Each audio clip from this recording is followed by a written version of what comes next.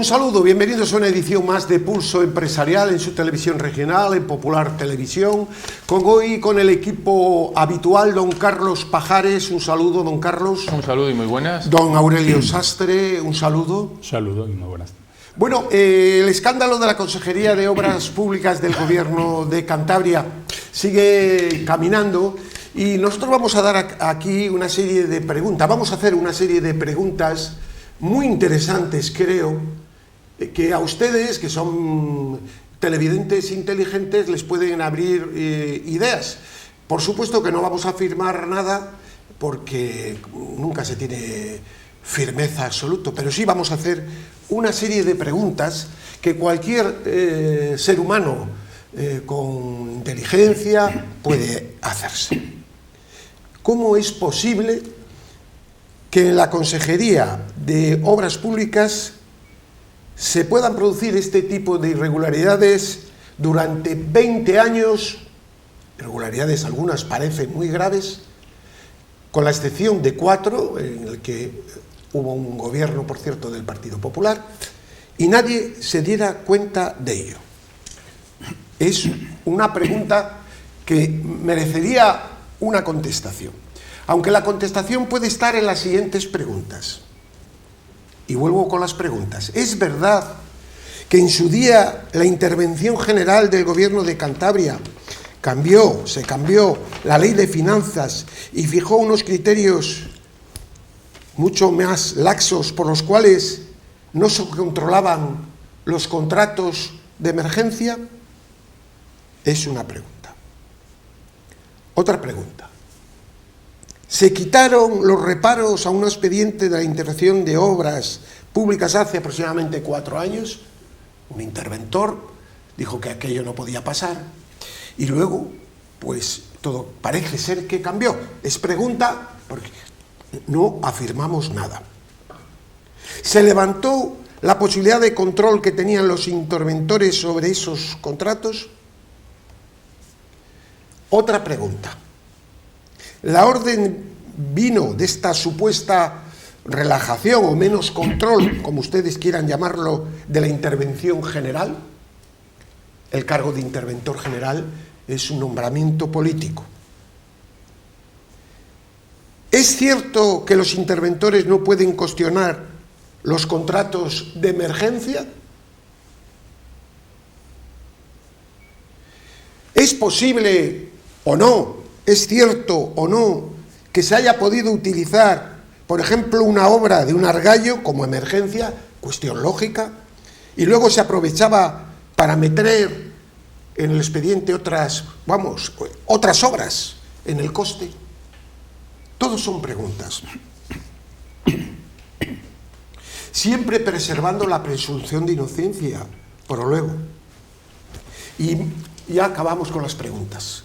¿Para qué una de las personas, pues presuntamente implicados, tenía una máquina de contar billetes? Bueno, dichas las preguntas, como ustedes son televidentes inteligentes, ya he dicho todo. No sé si quieren algún comentario y si no, seguimos a otro tema. Don Carlos, ¿algún comentario? Sí. No creo que no hay ningún comentario. Son preguntas pertinaces, ¿no? Don Aurelio. No, hombre, no sé, es un tema candente. No, son preguntas. A la gente es el escándalo mayor que en este momento económico que hay en Cantabria. Y bueno, solo decir una cosa: ¿quién ha creado ese estado o quién ha dado esas órdenes para una mayor lasitud en el control de las obras? Pues bueno, siempre hay sospechas graves. Yo creo que hay un descontrol muy grande de los dineros públicos y el problema es que llevamos 40 años ya de autonomías y mire usted cómo estamos, ¿no? La situación es gravísima. Entonces, hay una cosa cierta: de dónde parte y por qué parte. Yo creo que a veces es un mínimo análisis de las situaciones desde el razonamiento. Del razonamiento lo que nos hace pensar una cosa: ¿cómo mejora la vida económica de los partidos cuando están en los gobiernos? Bueno, otra pregunta. No, son todas preguntas. Como somos unos ciudadanos de segunda categoría un poco tontitos, pues hacemos las preguntas. No es. Bueno, varapalo de la IREF a Escrivá a la reforma, lo que antes decía, la actual presidenta del cargo que estaba el señor Escrivá le llama la atención. Dice, la reforma de las pensiones no sirve para nada y no cubre los gastos de envejecimiento. Y dice además, la IREF, dispararía la deuda al 186% el de más en el año 2070. Es realmente un tema muy serio. Seguimos enfangados, don Carlos, en la mentira. Don Carlos. Bueno, en la mentira y sobre todo en lo que más me preocupa, que es pegar una patada al varón para que siga adelante, pero no solucionar el problema de fondo y creando problemas más graves. Los problemas más graves, el primero y fundamental, es que la productividad, el coste salarial en España se va a seguir disparando y por lo tanto nuestra competitividad con el exterior va a disminuir y eso va a afectar muy negativamente a la generación de empleo y de puestos de trabajo. Pero bueno, parece ser que como en este país no tenemos problemas con el desempleo, pues bueno, pues vamos a poner más cortapisas. En cuanto a la norma aprobada, pues lo que dice la IREF y algunas cosas más, o sea, es preocupante porque desde luego los cálculos lo que dicen claramente es que se va a seguir produciendo un desequilibrio en las cuentas públicas del Estado, que para lo que ha puesto, además que es lo más problemático, lo que ha puesto en la norma es que las cotizaciones van a poder siguiendo estos próximos años y que dentro de 3, si no se ha producido una solución al problema, que no se va a producir, deja abierta la posibilidad entonces a tomar unas medidas todavía mucho más draconianas con el tema de las pensiones. En definitiva, que están las elecciones, que hay que seguir diciendo que todo es maravilloso y que aquí hay dinero para todo y que los que vengan detrás que lo arreglen. Don Aurelio. Bueno, en este tema de las pensiones uno tiene que fiarse un poco y valorar los análisis que hacen los demás, porque es un tema muy complejo y es difícil, ¿no?, hacer un análisis objetivo de ello. Pero vamos, parece ser que la gran mayoría de analistas, economistas y, en fin, gente que estudia los temas sociales dice que esta reforma que se ha hecho de pensiones no sirve absolutamente para nada positivo, sino que agravará el problema. Yo creo que efectivamente, si todos coinciden en ello, incluido la IREF, pues es que eso será así. Yo creo que lo que se ha hecho se ha puesto un parche para cumplir con aquello que pedía la Unión Europea como condición para poder seguir dando los fondos y han pergeñado ahí han hecho un apaño pues para presentar aquello que la Unión Europea pedía. Se ve en las maneras de manifestarse el propio ministro, se ve una falta de rigor. Cada vez que habla lo dice riéndose, como si él no se lo creyera. O sea, cuando nos dice las cosas parece que se está tronchando de risa. Con todo respeto, tiene más cara que espalda.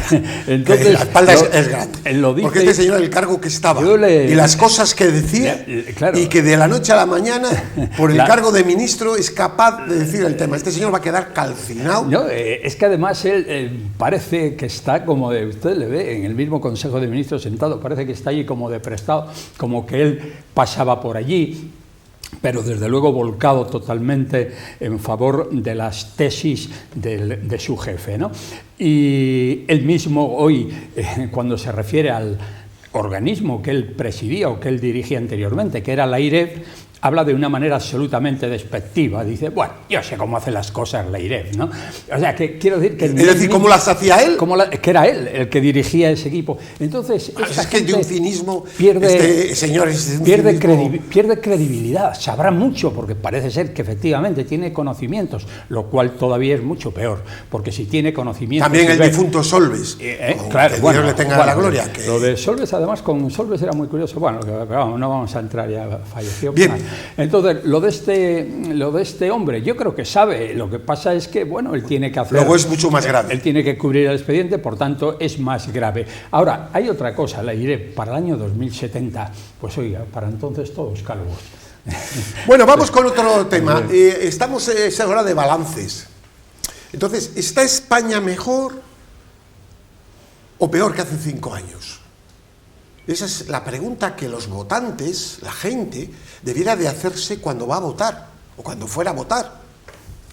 Pero la realidad, por muchos botes de humo que lance la señora Calviño, que a veces yo no sé cómo se puede creer las cosas que dice, España tiene una renta per cápita inferior al año 2018.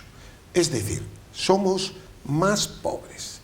Se sitúa en 24.590 euros por 27.860 que tiene Italia, 33.230 Francia o 35.866 Alemania. La renta ha retrocedido 300 euros por persona, per cápita, en los últimos 5 años. Es decir, subidas de precios. Si a eso se unen las subidas de precios, pues la pobreza, los índices de pobreza no me extraña que se disparen. Entonces, ¿cómo es posible maquillar con tantas mentiras esta situación? Esta es la pregunta. ¿Es el pueblo español tonto? Yo creo que no. ¿Son los medios de comunicación que reciben grandes cantidades los que están manteniendo una realidad virtual? Es que es para hacerse muchas preguntas que yo a veces no entiendo. No significa esto que no pueda haber sectores punta que evidentemente vayan bien, una economía. Esto es una situación general, no particular, no de sectores. Siempre hay sectores a los que le puede ir mejor o peor. Don Carlos, pero vamos a poner ante los ciudadanos los datos reales. Estos son datos reales. Bueno, lo llevamos diciendo aquí hace ya tiempo. Y como usted bien dice, no solamente la renta disponible, sino que además si con esa renta tu capacidad de compra es inferior, pues bueno, pues como decimos aquí en Cantabria, blanco y en botella. Dice usted que si somos tontos o no somos tontos. Yo no creo que es un problema de tontura. No, que yo creo que no, que yo he dicho que creo que no. Yo creo que es un problema de valores y de adormecimiento de una sociedad que está ahora mismo en otras cuestiones y que no es capaz de comprender ni de vislumbrar lo que estamos pasando y lo que se nos va a venir encima. Mucho tiene que ver porque de repente lo que llevamos años viendo es que en la sociedad lo importante no son las razones sino los sentimientos. Claro. Ahora mismo lo que es la crítica sana, la discusión sobre temas como estos de la economía han dejado de importar, ya eso cada día importa menos y lo que importa pues es eso, son los sentimientos a flor de piel que son fáciles de manipular y fáciles de tergiversar.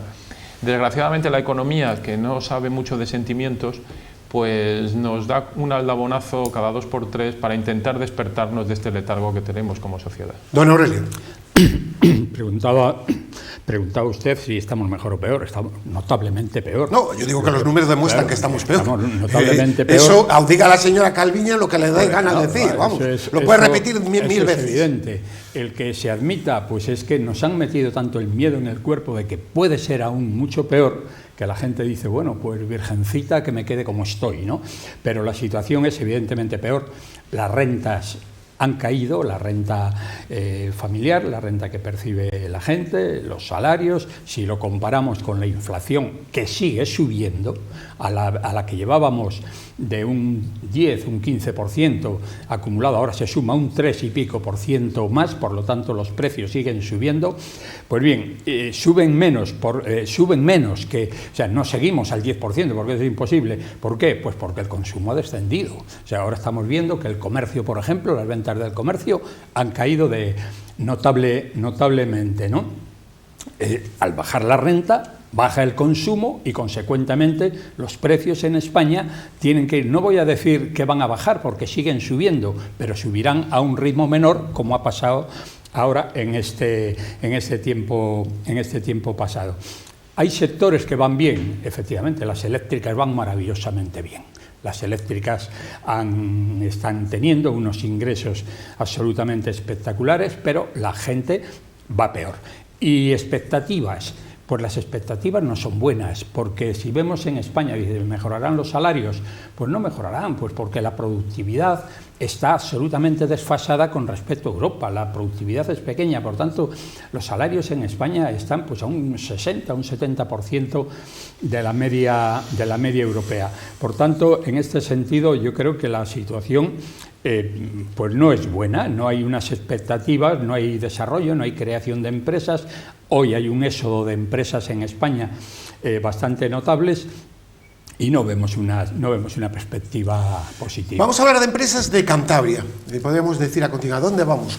¿A dónde vas, Cantabria? Ferroatlántica apagará el 10 de abril el único horno que estaba funcionando de momento, sin tener fecha para la vuelta a la actividad. Recogía días pasados el diario Montañés. Por otro lado, los trabajadores de Sineador, en Reinosa, tienen sospechas, están con la mosca detrás de la oreja, de que la planta no vuelva a abrir. Y son 138 trabajadores. Don Carlos. Vamos a ver, aquí el tema de las empresas electroextensivas en consumo energético ya estaba antes del problema de la pandemia y de la guerra. No es algo, o sea, el problema que tenía Ferroatlántica es un problema ya anterior. Supongo que además esta situación de encarecimiento de los costes energéticos, problemas además de subida de precios, hablábamos también ahora mismo los costes salariales que están subiendo, la productividad por tanto bajando, pues no favorece para nada empresas que ya estaban en una situación complicada y difícil que puedan seguir manteniéndose. O sea, el caldo de cultivo de las empresas en Cantabria no es precisamente el más favorable, y algunas, como puedan ser estas dos que usted comentaba, que ya se encontraban en una situación comprometida y de riesgo, pues supongo que pues estas pequeñas decisiones pues pueden ser la puntilla que terminen afectando y llevando a su cierre, si no definitivo. Puede pasar lo que ha pasado muchas veces en Cantabria. Latente, ¿no? Sí, lo que pasa en Cantabria con muchas empresas para evitar... Adormecidas. Para evitar el escándalo de un cierre, pues se terminan quedando en la mínima expresión, pues para que con los años, pues al final desaparezcan, pero cuando ya no tienen protagonismo. Tenemos la comarca del Besaya arrasada. Sí. Arrasada, totalmente, arrasada. A ver, hemos tenido una empresa que ahora ha pasado mal por una huelga de 40 y tantos días. ¿Qué pasó en la gestión de Esniace? No habla nadie de lo que pasó con Esniace. Se está facilitando para que Solvay haga los cambios que tiene, se le están dando las ventajas. ¿No? Y vamos a ver, si yo fuera de la comarca del Besaya, que no lo soy, diría a mis representantes políticos, ¿qué han hecho ustedes en los últimos 15 o 20 años, señores? Y que no se creerían milongas que les pueden contar, porque mañana pueden... la mina de Reocín, que iba a ser tremendo. Es que podemos seguir con proyectos así. Es decir, que yo creo que la sociedad se deja engañar y se cree todo, quiere creernos todo. Es una cosa, de verdad, esto es para hacer un tratado sociológico que yo no acabo de entender. ¿No, Laura? Bueno, la sociedad yo creo que no se cree nada. No hay movilizaciones, pero yo creo que eso ya es una cuestión de carácter. Sí. Yo creo que es que somos así, no nos creemos nada. Veremos a ver. Yo digo que tendría que haber una reacción, por lo menos a la hora de emitir el voto, y ver si uno no lo han hecho bien, a ver si los otros lo hacen mejor y pasamos de las promesas a realidades, ¿no? Efectivamente, es que en la cuestión industrial, aparte de que en Cantabria se ha perdido por completo la cultura industrial, es que ya nadie espera que aquí se pongan nuevas empresas, y cuando lo han intentado, como hemos visto ahí en el puerto y esto, pues al final se nos fueron a León con inversiones muy importantes. Estos laboratorios de Cantabria, Instituto Farmacológico de Cantabria, que querían ponerse en Reocín, pero como había aquellas expectativas de que íbamos a ser los dueños del zinc en el mundo, pues resulta que se prohibió a esa empresa y estuvieron a punto de marcharse. Lo que pasa es que son tan de Cantabria que, bueno, encontraron aquí en Villanueva de Villascusa y ahora es una empresa que ha incrementado, ha doblado las plantillas, está vendiendo a todo el mundo, pues porque eso, pero han tenido todas las pegas del mundo para poder instalarse. Por tanto, las empresas aquí, las expectativas que tienen es cero. Las comunicaciones en Cantabria, pues ya vemos las dificultades que hay de ferrocarril y de todo esto. Por tanto, hay muy pocas esperanzas de que la industria en Cantabria prospere, y usted no tiene más que mirar la prensa. Usted por los periódicos locales, y ni una sola iniciativa empresarial, ni una, solo es gasto, gasto, gasto, y el problema es que es gasto corriente, gasto improductivo. Por tanto, yo creo que aquí es muy difícil. ¿Esto a dónde nos lleva? Pues nos lleva a un paro creciente, nos lleva a que no aumenta la población activa, los jóvenes se nos marchan de Cantabria. Yo he dicho alguna vez que se nos marchan como 10 jóvenes todos los días, y además generalmente los más preparados, que son muy bien acogidos en el resto del mundo, ¿no? Gente, ingenieros y tal. O sea, que quiero decir que Cantabria tiene que reaccionar en alguna dirección, pero tiene que ser ya una, yo creo que una actuación quirúrgica, una actuación muy fuerte y que el gobierno deje de contarnos milongas. Bueno, ya, pero si las milongas venden, pues la gente comprar las milongas. Si es que la gente es feliz escuchando a veces cosas que no se cree nadie. Yo iba a decir una cosa, y esto también a qué nos lleva a que cuando no hay industria, hay paro, hay problemas, ¿a quién vota el electorado? Al quien te promete la paga, el subsidio. O sea, ese es el sistema venezolano, argentino, que es el empobrecimiento. Miren, pues el empobrecimiento. Alemania ha conseguido que los coches de combustión no desaparezcan a través de los combustibles sintéticos, que van a bajar.